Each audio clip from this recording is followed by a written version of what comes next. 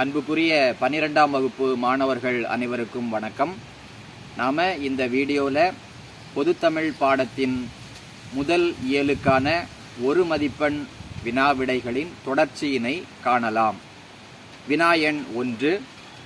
கவிஞர் சிற்பியின் இளந்தமிழே என்னும் கவிதை இடம்பெற்றுள்ள கவிதை தொகுப்பு எது? விடை நிலவுப்பூ. வினா எண் 2. கவிஞர் சிற்பியின் சாகித்ய அகாடமி விருது பெற்ற கவிதை நூல் எது? விடை ஒரு கிராமத்து நதி. வினா எண் 3.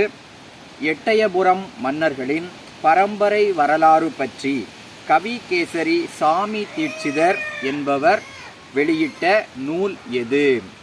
வம்சமணி தீபிகை. வினா எண் 4. நெல்லை தென்றல், பாரதி வாழ்த்து, உய்யும் வழி, வ.உ. சிதம்பரனாரின் வாழ்க்கை வரலாறு ஆகிய நூல்களை எழுதியவர் யார்? விடை பரளி சு. நெல்லையப்பர். வினா எண் 5. பரளி சு. நெல்லையப்பர் பாரதியாரை விட எத்தனை ஆண்டுகள் இளையவர்? விடை 7 ஆண்டுகள். வினா எண் 6. தமிழில் உயிர்மெய் எழுத்துக்கள் மொத்தம் எத்தனை? விடை 216. வினா எண் 7. தமிழில் உயிர்மெய் குறில் எழுத்துக்கள் மொத்தம் எத்தனை? விடை 90. வினா எண் 8.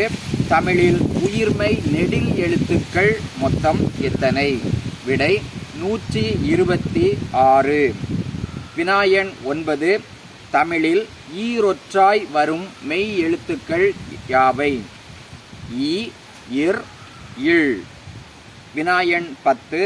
தனி குறிலை அடுத்து வராத ஒற்றுகள் எவை?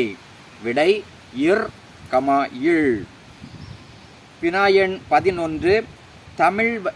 தமிழ் வழி கல்வி இயக்கம் என்னும் அமைப்பை நிறுவியவர் யார்? விடை வ. சுப மாணிக்கம். வினா எண் 12. ஆர்க்கியாலஜி என்னும் சொல்லின் பொருள் என்ன? விடை தொல்லியல்.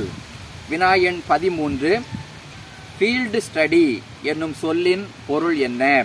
விடை கள ஆய்வு. வினா எண் 14.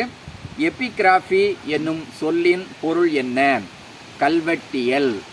மாணவர்களே, இத்துடன் முதலாவது இயலுக்கான ஒரு மதிப்பெண் வினாவிடைகள் நிறைவு பெற்றது.